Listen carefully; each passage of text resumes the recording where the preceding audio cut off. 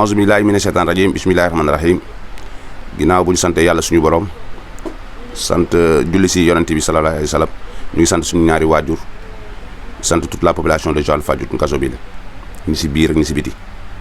bëgg a tey waxtaan ak waa Joal Fadiouth Ngazobil ak àdduna bi yëpp ci fii ñu jógee comme dañoo jógee élection municipale ma bokkoon si candidat élection Joal Fadiouth yi moo war a ma bëgg a waxtaan ak askan bi nag si fi ñu jógee ak fi ñu jëm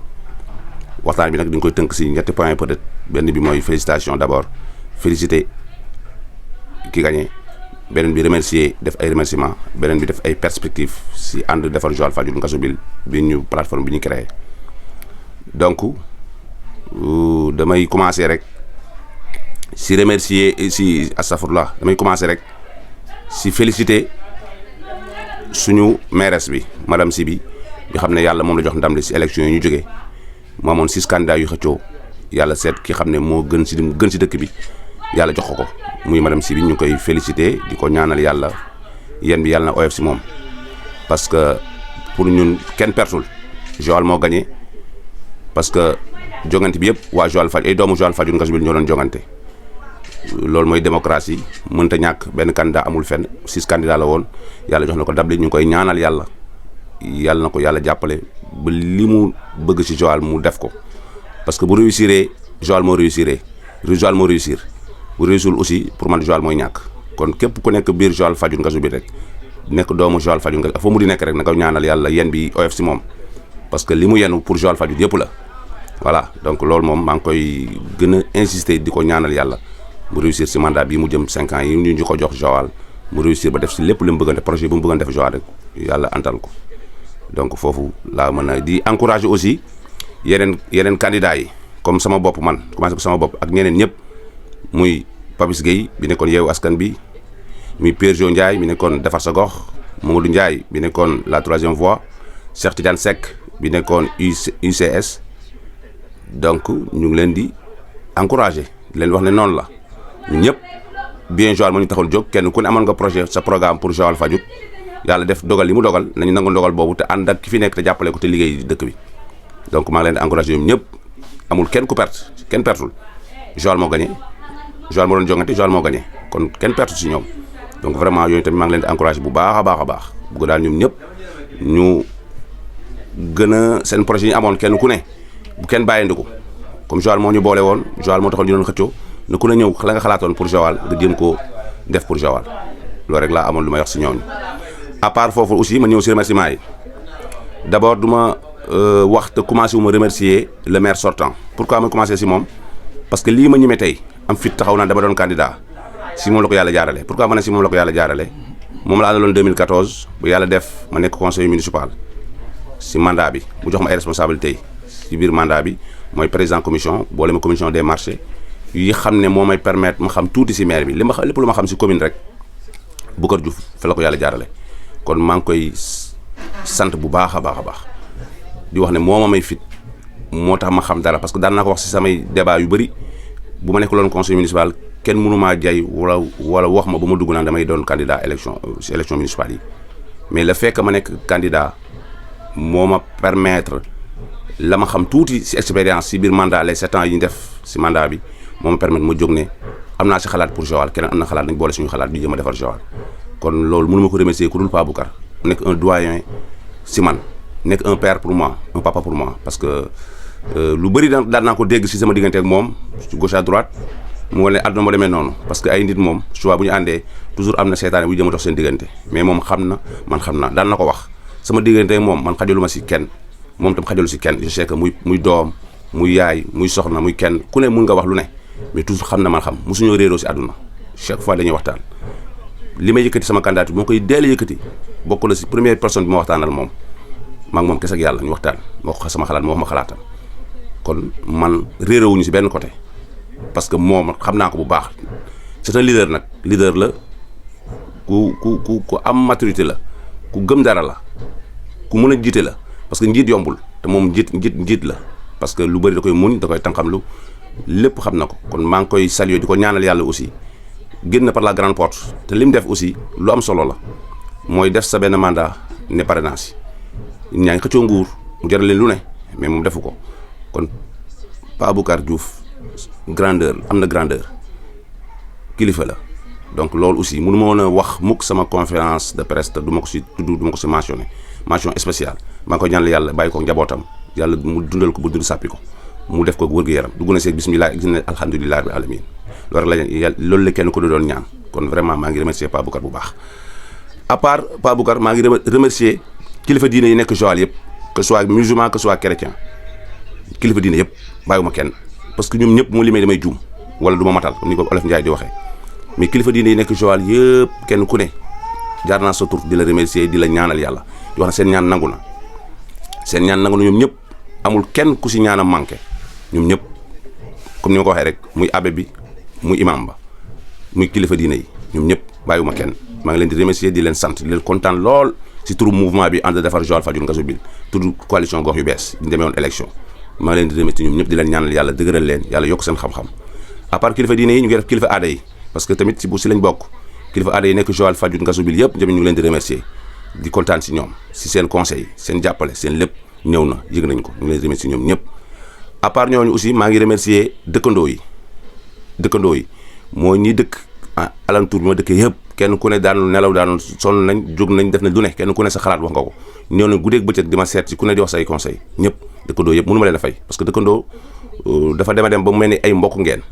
voilà parce que lu njëkk xew ñoo njëkk a taxaw kon dëkkandoo yëpp yi ma dëkkandoo yëpp maa ngi leen di remercier di leen sant di leen gërëm si turu mouvement bi ñu nekk donc ñoom ñëpp bàyyiwuma si kenn beneen bi aussi mooy sama famille je remercie toute ma famille muy yaay muy mag muy rakk muy soxna parce que sonnoon nañ def na lu ne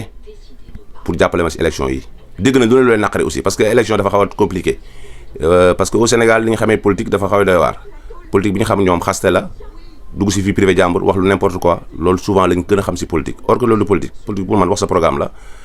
objectif la wax sa objectif wax li nga xalaat keneen wax li mu xalaat mais xëy na Sénégal demeewul noonu moo tax loolu maa ngi masawu sama famille aussi parce que dégg na lu leen naqari souvent dañ daan ñëw dégg nga li kii wax ma ne la noonu loolu amul solo man maa dugg si terrain politique comme Sénégal loolu lañ ko xamee il faut nga muñ rek ngeen muñ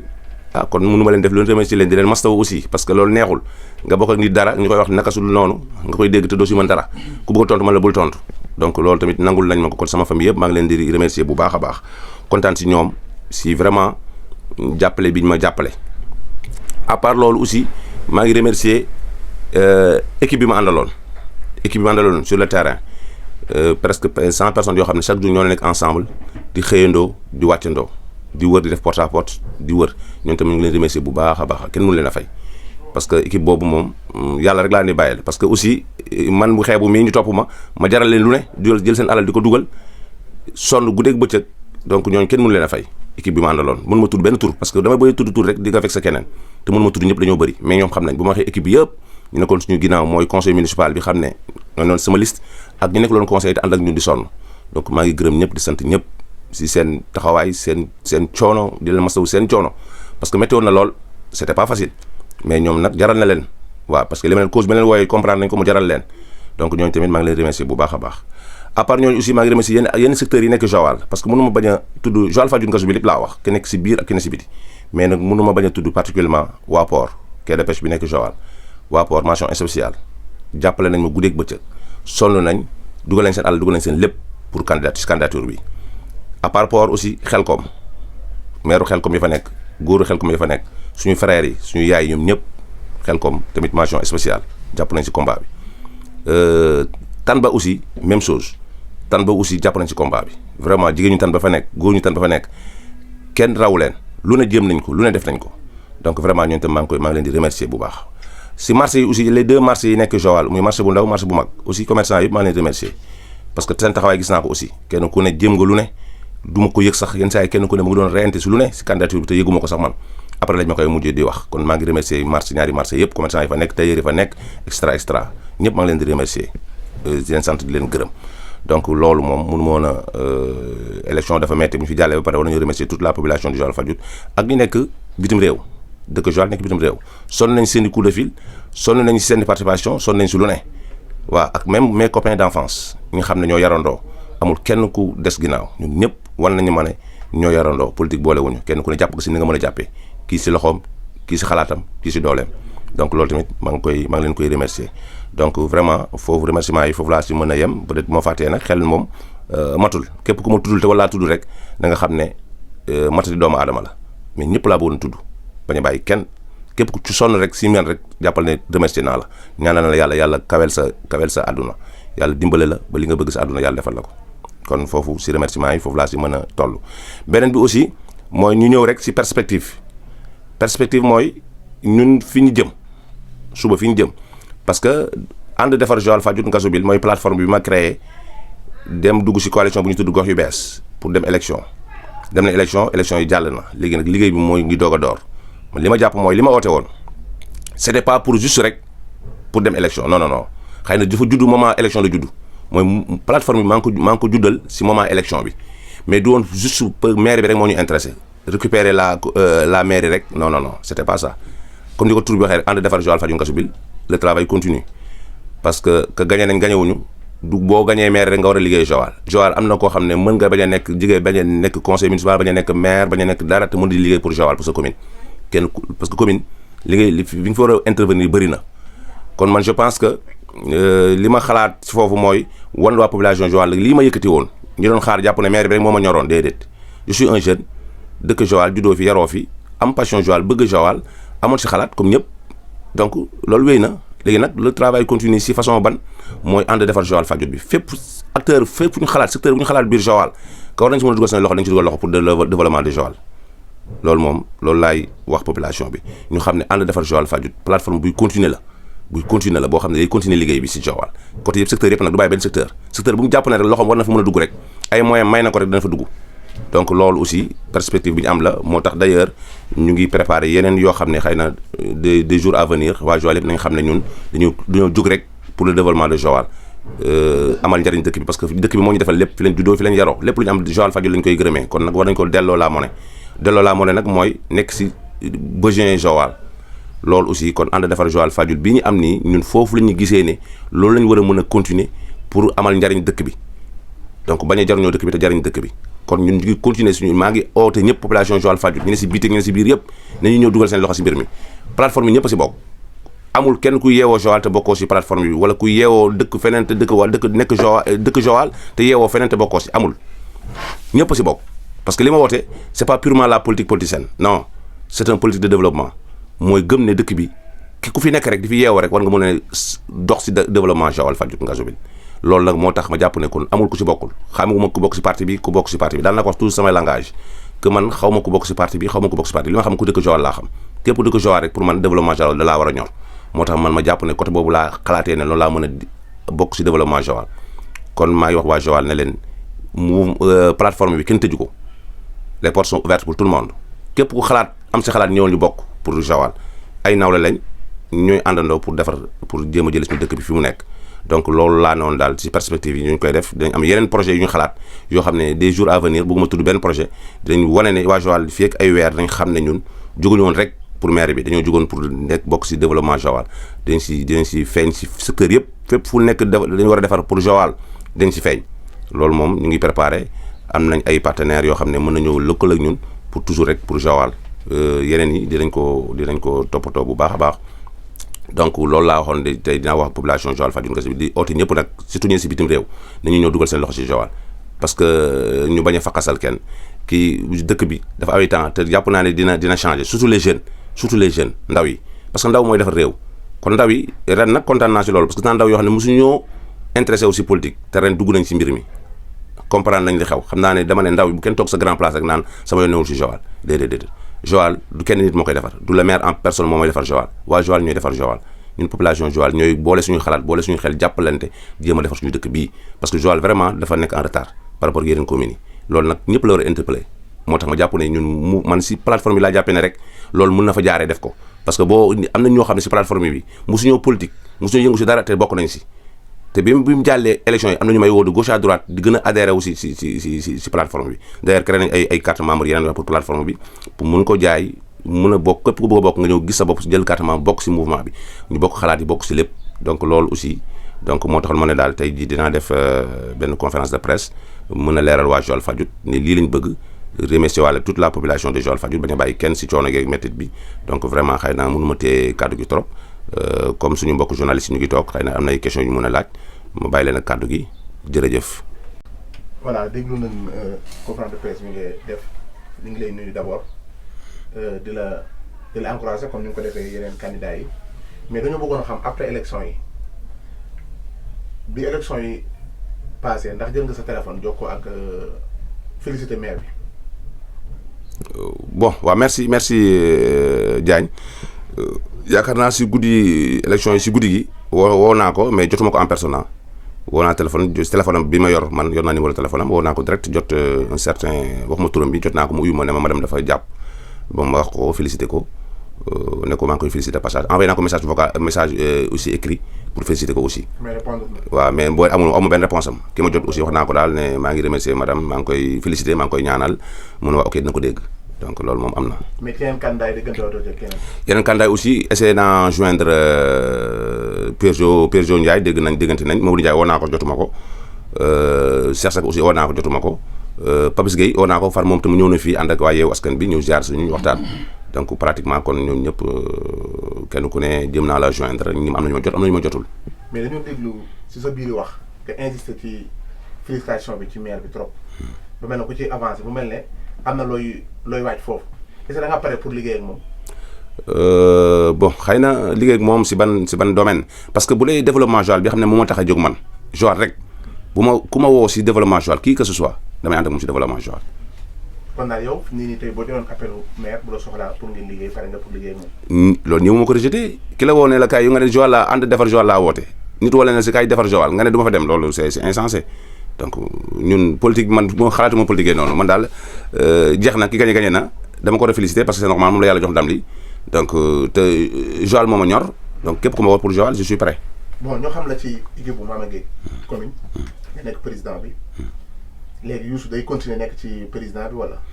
waaw d'ailleurs waaw loolu moom bon c'est question bu ma neex la parce que ba tey ma président section foot foofu laa. démb rek suñu président bu mag bi Karim jaar na fii sama kër di ma wax ne ñëwal nag jël sa équipe parce que moo doon doxal ne ma nag élection yi la ma tax ñu mayal la nga noppalu bàyyi la tuuti parce que taxaw na taloo woon yaa ngi woon si mënoon boole ñaari mais comme jeex na nag ñëwal jël sa équipe démb rek yaakaar naa mu may wax loolu ma ne ko waa dinaa ñëw incha allah. waaw parce que dañ laa gis nga nekk candidat ci élection yi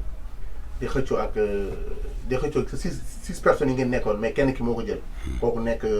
maire muy madame Sibi ñu xamoon seen relation yéen ñaar ak ni mu mel ci équipe bu Mama Gueye commune donc léegi yow nga nekk président section foot léegi naka ngay continuer di discuter ak moom parce que yaakaar moom bu fekkee moo nekk maire ndigalam équipe bi ci ndigalam lay nekk est-ce que pare nga loolu pour dem toog ak moom pour équipe bi c'est pas pour sa intérêt bopp yow mais pour intérêt équipe bi ndax pare nga loolu. je suis prêt à 100% xam nga lu tax il faut ñu comprendre benn mbir man du ma boolee lu bokkul gis nga sama candidature ak Mama Gueye amul rapport man je suis citoyen Joal la am naa droit nekk candidat président Mama Gueye section foot Mama Gueye je suis un président du section foot Mama Gueye donc képp ku ma war a nekkal muy maire ba fa nekk ak keneen ku dul maire war a wax ak yow xooluma suñu antécédent wala dara xooluma dara li may xool mooy la ñu boolee lan la Mama Gueye man moom ma ko c'est pour la commune de Joal Fadiouth Ngazobil donc kon forcément bu nekkee maire dañuy continuer travailler loolu collaboration bi day continuer parce que loolu du man loolu Joal Fadiouth la kenn du si gis sa bopp man xaw ma loolu donc dinaa dem vers moom si au nom de Mama Gueye ñu continuer liggéey bi ñu doon liggéey ak maire bi fi nekkoon loolu moom le travail continue. léegi yow dañ la dégg sa biir wax que ni nga ni Joal dafa tardé trop si par rapport ak yeneen commune bi est-ce que mën nañ xam li ko waral. bon li waral tardement bi man je me suis dit parfois si samay xalaat bu gàtt dama naan Joal ñun waa Joal ñoo ko tardeel surtout la jeunesse man loolu sama gëm-gëm la pourquoi ma ne ñun kenn ku ne da ngay toog di seetaan taloo Joal parce que Joal boo xoolee bu géej gi doxee tuuti rek nit ñi bu amee tuuti benn weccet bu ñu amee dépense rek par nañ si Joal parce que man je me suis dit nekk naa si mouvement nawetaan si benn ay association keneen ak keneen mais ñun ñi tardeel Joal ma du ma ko lonk fenn lu ñun waa Joal ñoo tardeel Joal parce que dëkk ñoo koy defar te ñun dañoo toppoon si lenn moo ñu doon animé ñu bàyyi dëkk bi noonu parce que li ñuy wax dëkk bi yëpp xamoon nañu dëkk bi doxul mais suñu xel nekku si woon sax man je suis musuma intéressé aussi affaire commune bu dul 2014 bi ma dugg moo tax ba ma si xamee dara nag dama ne désormais jeex na li ma xam moom dinaa ko partager jeunesse bi yëpp ne leen na jóg leen ñu defar suñu dëkk bi pour man kon dëkk bi ñun ñoo ko tardé ñoo ko war a defar. est-ce que mën nga ñu jox ay explication par rapport ak maire bi fi nekkoon est-ce que amul woon occasion boo xam ne mën na ko saisir pour Joal gën a mën a avancer nii. bon maire bi pour man def na bilan am si ay émission ay kii bu fi nekk site bu nekk sur place ñëpp dégg ko parce que liggéey dafa bëri façon kenn ku ne ak na ngay liggéey def na li mu war a def donc les dañ koy continuer parce que am na lu mu ubbi ay porte tey déjà man mii rek di wax ak yow li ma xam moo tax ma xam ko loolu ouverture la donc pour man def na li mu war a def li des yëpp keneen day ñëw yeggali parce que état continuité la commune continuité la pare na keneen na ñëw mottali fa mu toll ñu yeggali ko. léegi yow selon vous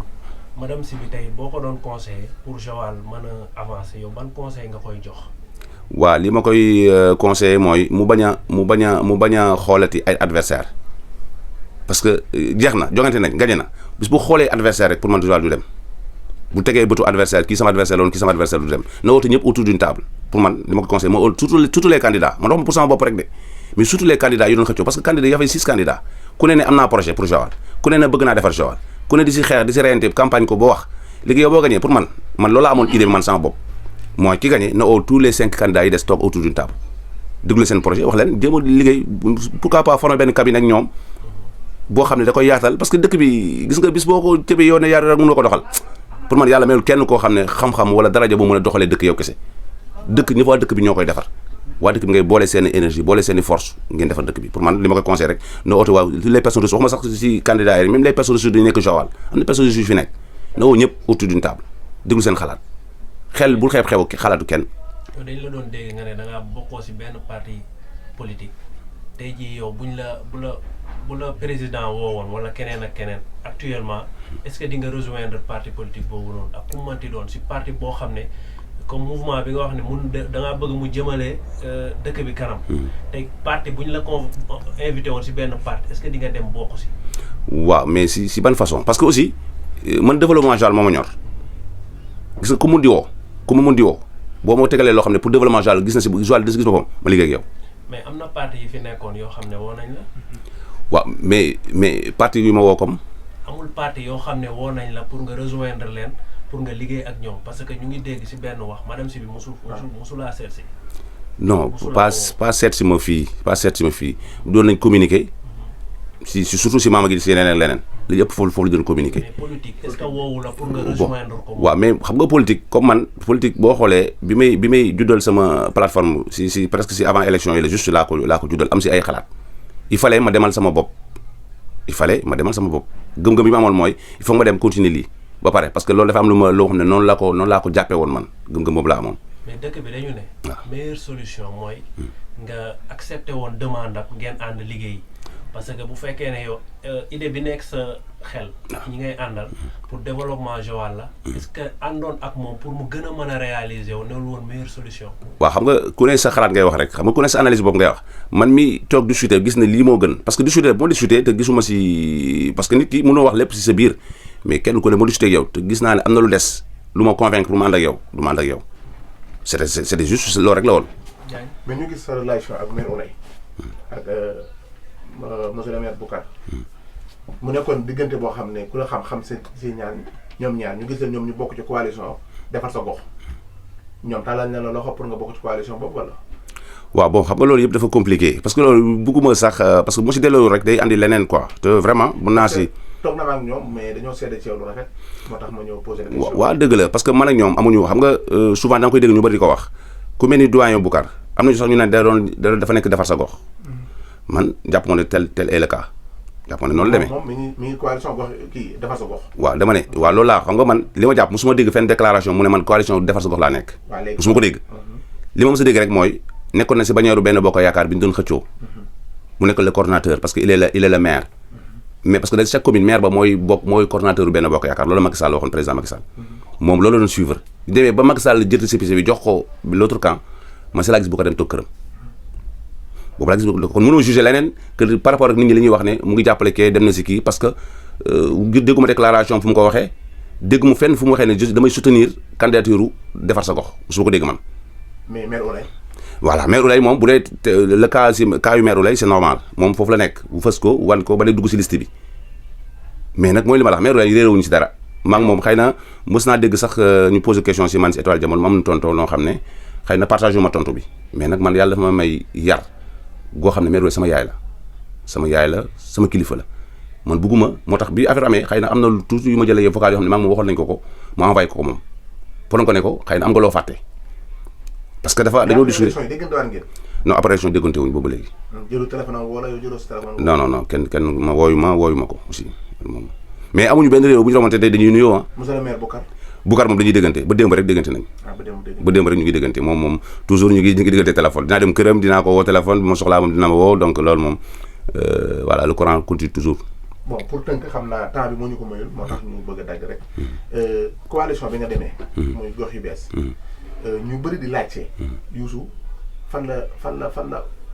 jëlee coalition boobu noonu parce que coalition bi ñu ko miin bëriwul. voilà bon am na nag ñu ne coalition bi mu juddoo yàggul fii la sosoo est-ce que mën nga cee ñëwal benn résumé bu gàtt. waaw xam nga coalition boobu. ak it candidature bi kan moo ne ci ginnaaw Youssou Kairé. bon waaw loolu bëri ñu koy poser question déjà dama ñëw si coalition d'abord coalition bi gox yu bees la gox yu bees bi mu juddoo yàggul mais idée gox yu bees ñu bëri comprendre ñu ko ba tey parce que lu bees la Sénégal ñu bëri ba tey comprendre ñu idée bi dégg naa si version bu ne gox yu bees man dama créé ànd defar Joal Fadiouth Ngazobil am ku créé Ngéyeen leneen am na Massamba Thiaw maa ngi ko nuyu de passage moom mu créé Ngéyeen bu bees am Ahmed Diallo bi nga xam ne mooy coordonnateur u Ahmed Diallo il est de Ngeexoox mooy coordonnateur u coalition gox yu bees moom mu créé woon Ngeexoox bu bees si yooyu lañ gis nañ comme ñoo bokk idée ñun demuñ si benn bannière parti ñu ne nañ pourquoi pas duñ boole ñun def benn coalition tuddee ko gox yu bees parce que ku ne nga bàyyi sa tur xam nga bu ngeen bokkee kii bu tuddee diw kii tudd ngeen ñëw bëgg am benn tur bu unique nag bu leen boole yéen ñëpp di ngeen jël benn tur ñu créé fa coalition gox yu bees def kenn ku ne joxe sa participation pour ñu joxe caution kenn ku ne andi pour ñu joxe caution coalition gox yu bees noonu la demee beneen question bi la wax deuxième loo ma laajati doon muy candidature bi kenn newul sama ginnaaw loolu dégg naa ko ba tey mais kenn nekkul sama ginnaaw loolu population Joal Fadiouth Ngazobil waaw mais population Joal Fadiouth Ngazobil la parce que man li ma gëm idée bi ma gëm politique li mu amee woon ngay jël xaalis di jox nit ñi man c'est le contraire man dama war a gën nit ñi ne du ma amee benn projet bu baax nit ñi ñoo war a jël dugal seen loxo si projet boobu pour projet bu dem te noonu la demee suñu coalition li ma joxee caution bi population Joal ñoo jënd jaay nañ fi ay carte membre jaay nañ fi ay kii de soutien yi ñoo joxe ñu dajale xaalis boobu mun see joxe caution mun see campagne extra noonu la demee. mais après élection yi nii coalition bi day continuer wala kenn ku ne ngay demaat ci. wax naa ko si biir conférence bi sànq dama ne la ànd defar Joal Fadiouth bi ma créé man. dafay continuer. coalition bi élection moo ñu boole woon dañoo dajaloon léegi nag xamaguñu suñu perspective coalition bi ñu ngi réunir di waxtaan. parce que dañoo gis ne législative yi mi ngi ñëw te bientôt incha allah ay quelques mois rek. bu rapporté amul quelques mois fii ak mois de juin day am. léegi coalition boobu day bëgg di continuer wala moom day xaar ba xam ndax dana gis beneen. parti bu mu bokk parce que Youssou bokku ci benn parti. voilà léegi loolu laa wax coalition bi suñu perspective xamaguñ ko ñu ngi discuter ñu ngi dajale suñu résultat d'abord aussi tout le Sénégal parce que Sénégal yëpp amoon nañu fi ay candidats si dëkk yu bëri donc dañuy dajale nekk si dajale résultats yi jàngat résultats yooyu xool suñu avenir nan la ñuy demee suba mais man coalition boobu tënkuma fenn li ma tënk fi mu nii mooy ànd defar Joal Fadiouth bi ma créé laa bëgg mu continuer liggéey loolu moom ñu ngi si kaawlu fii ak 1 mois di nga dégg que ñun ñu ngi si continuer si liggéey boobu bu ñu continuer si liggéey boobu nag balaa dara di ñëw da nga xam suñu avenir dans l'avenir da nga xam lan la ñuy ban taxawaay la ñuy am. léegi ëllëg Youssou Kairé kii Joal Fadiouth nan lay demee. ëllëg comme élection yi jeex na